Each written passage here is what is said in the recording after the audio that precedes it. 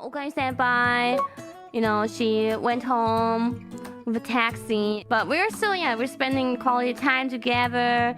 And then we went, back to the hotel.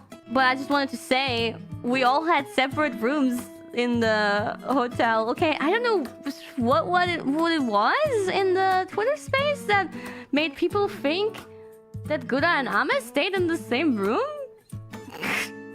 Just clearing it up there, in case they didn't get an opportunity to say it. They probably forgot already. We just stayed in... We had separate rooms! Yeah, take your meds.